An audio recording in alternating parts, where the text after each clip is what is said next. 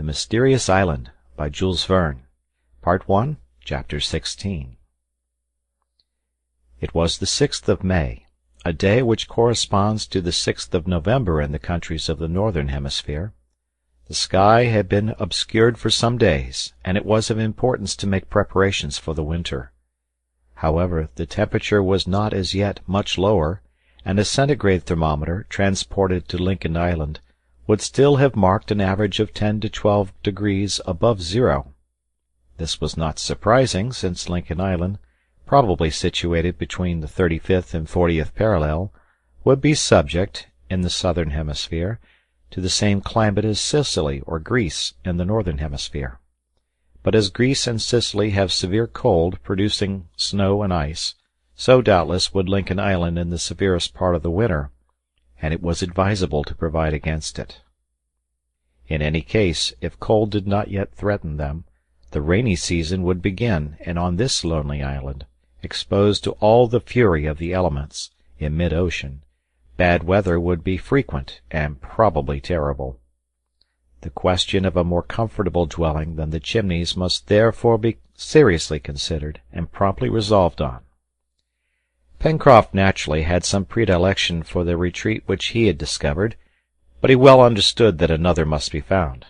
The chimneys had already been visited by the sea, under circumstances which are known, and it would not do to be exposed again to a similar accident. Besides, added Cyrus Harding, who this day was talking of these things with his companions, we have some precautions to take. Why, the island is not inhabited, said the reporter.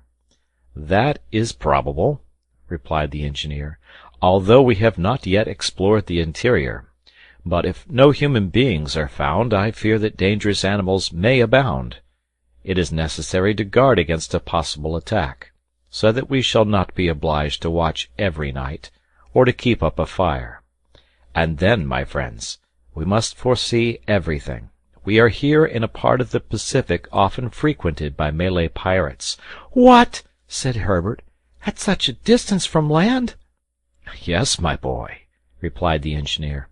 These pirates are bold sailors as well as formidable enemies, and we must take measures accordingly. Well, replied Pencroft, we will fortify ourselves against savages with 2 legs as well as against savages with 4. But, Captain, will it not be best to explore every part of the island before undertaking anything else? That would be best, added Gideon Spilett. Who knows if we might not find on the opposite side one of the caverns which we have searched for in vain here? That is true, replied the engineer. But you forget, my friends, that it will be necessary to establish ourselves in the neighborhood of a watercourse, and that, from the summit of Mount Franklin, we could not see towards the west either stream or river. Here, on the contrary, we are placed between the Mercy and Lake Grant, an advantage which must not be neglected. And besides, this side, looking towards the east, is not exposed as the other is to the trade winds, which in this hemisphere blow from the northwest. Then, Captain, replied the sailor, let us build a house on the edge of the lake. Neither bricks nor tools are wanting now. After having been brickmakers, potters, smelters, and smiths, we shall surely know how to be masons. Yes, my friend, but before coming to any decision, we must consider the matter thoroughly. A natural dwelling would spare us much work, and would be a surer retreat, for it would be as well defended against enemies from the interior as those from outside.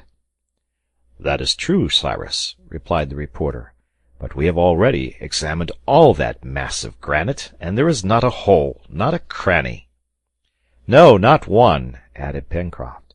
Ah, if we were able to dig out a dwelling in that cliff, at a good height, so as to be out of the reach of harm, that would be capital. I can see that on the front which looks seaward. 5 or 6 rooms. With windows to light them, said Herbert, laughing. And a staircase to climb up to them, added Neb. You are laughing, cried the sailor, and why? What is there impossible in what I propose? Haven't we got pickaxes and spades? Won't Captain Harding be able to make powder to blow up the mine? Isn't it true, Captain, that you will make powder the very day we want it?" Cyrus Harding listened to the enthusiastic Pencroft developing his fanciful projects. To attack this mass of granite, even by a mine, was Herculean work, and it was really vexing that nature could not help them at their need. But the engineer did not reply to the sailor except by proposing to examine the cliff more attentively, from the mouth of the river to the angle which terminated it on the north. They went out, therefore, and the exploration was made with extreme care over an extent of nearly 2 miles. But in no place in the bare, straight cliff could any cavity be found. The nests of the rock pigeons which fluttered at its summit were only, in reality, holes bored at the very top and on the irregular edge of the granite. It was a provoking circumstance, and as to attacking this cliff, either with pickaxe or with powder, so as to effect a sufficient excavation, it was not to be thought of. It so happened that, on all this part of the shore, Pencroft had discovered the only habitable shelter, that is to say, the Chimneys, which now had to be abandoned. The exploration ended. The colonists found themselves at the north angle of the cliff, where it terminated in long slopes, which died away on the shore. From this place, to its extreme limit in the west, it only formed a sort of declivity, a thick mass of stones, earth, and sand, bound together by plants, bushes, and grass, inclined at an angle of only 45 degrees. Clumps of trees grew on these slopes, which were also carpeted with thick grass. But the vegetation did not extend far, and a long, sandy plain, which began at the foot of these slopes, reached to the beach.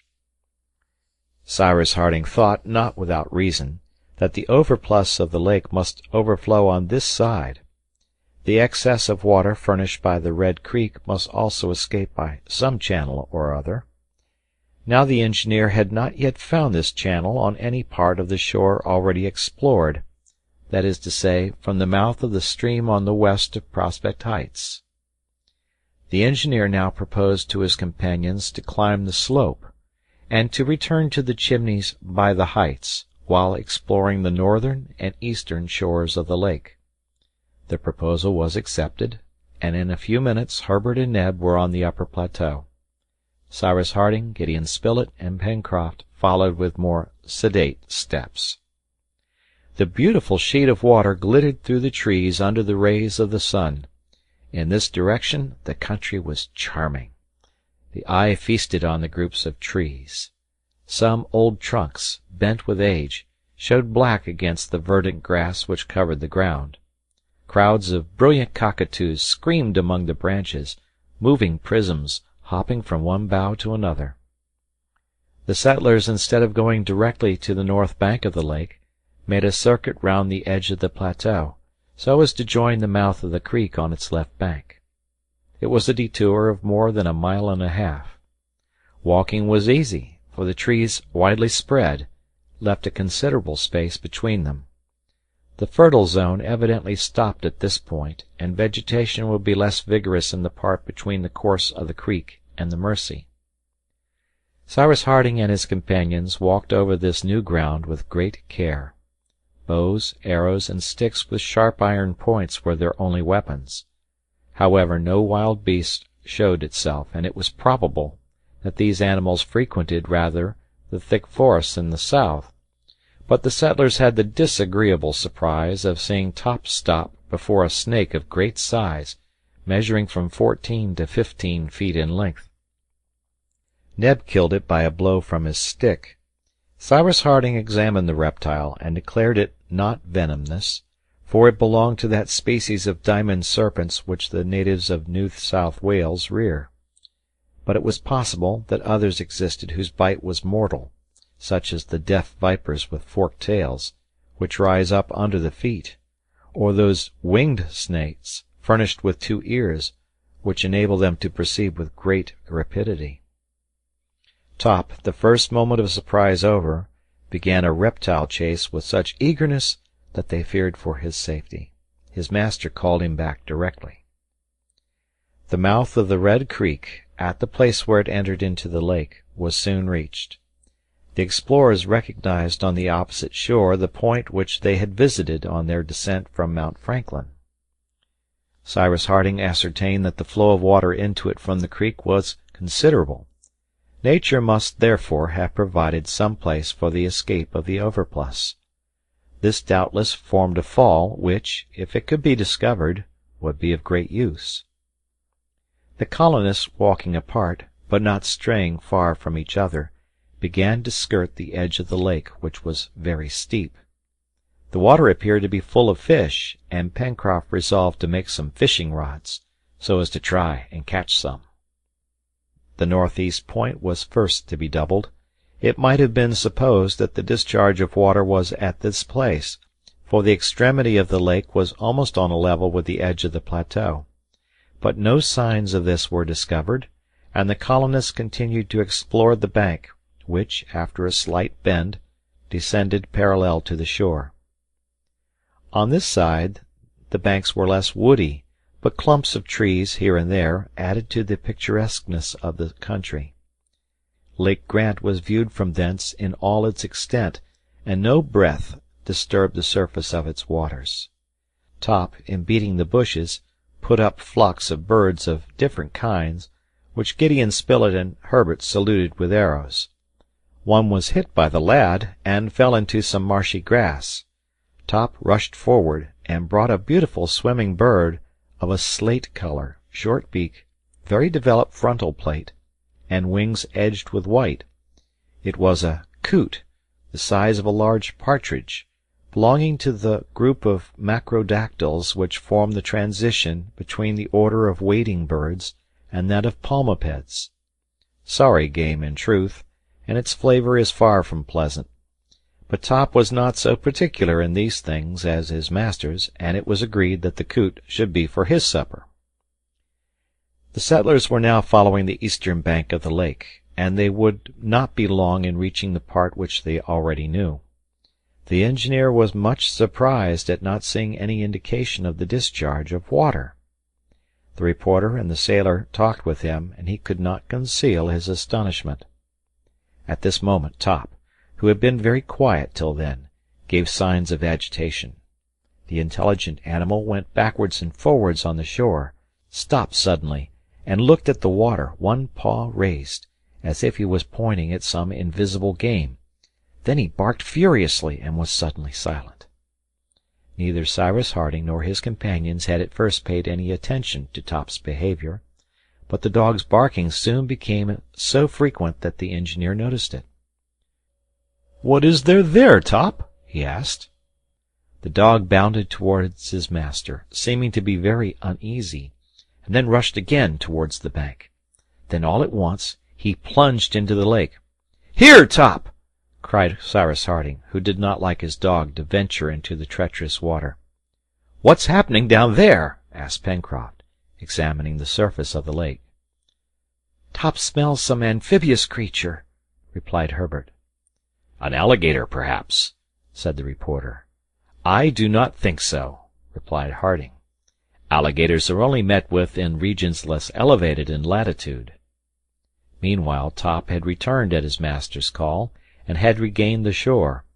But he could not stay quiet. He plunged in among the tall grass, and, guided by instinct, he appeared to follow some invisible being which was slipping along under the surface of the water. However, the water was calm. Not a ripple disturbed its surface. Several times the settlers stopped on the bank and observed it attentively. Nothing appeared. There was some mystery there. The engineer was puzzled. "Let us pursue this exploration to the end," said he.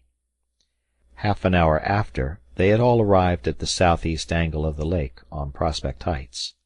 At this point the examination of the banks of the lake was considerably finished, and yet the engineer had not been able to discover how and where the waters were discharged.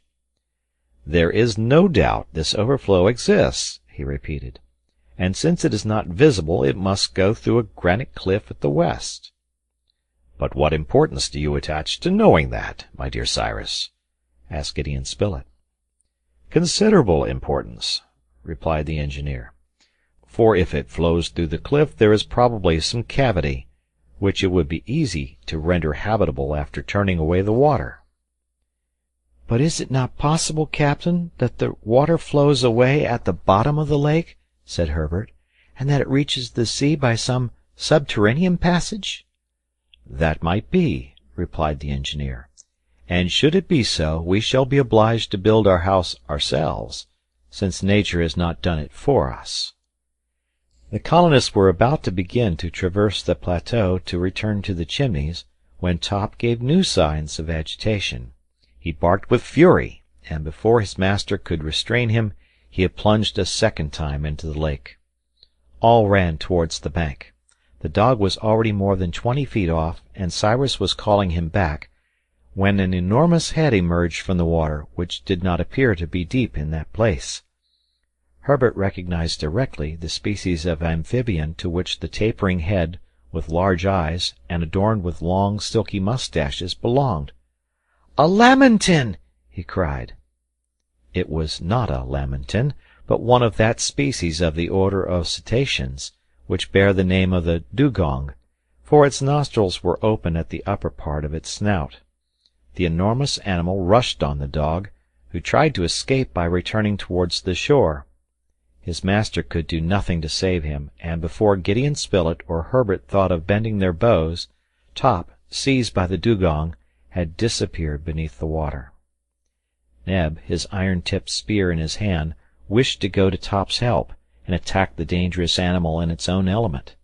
"No, Neb," said the engineer, restraining his courageous servant. Meanwhile a struggle was going on beneath the water, an inexplicable struggle, for in his situation Top could not possibly resist, and judging by the bubbling of the surface it must also be a terrible struggle, and could not but terminate in the death of the dog. But suddenly, in the middle of a foaming circle, Top reappeared.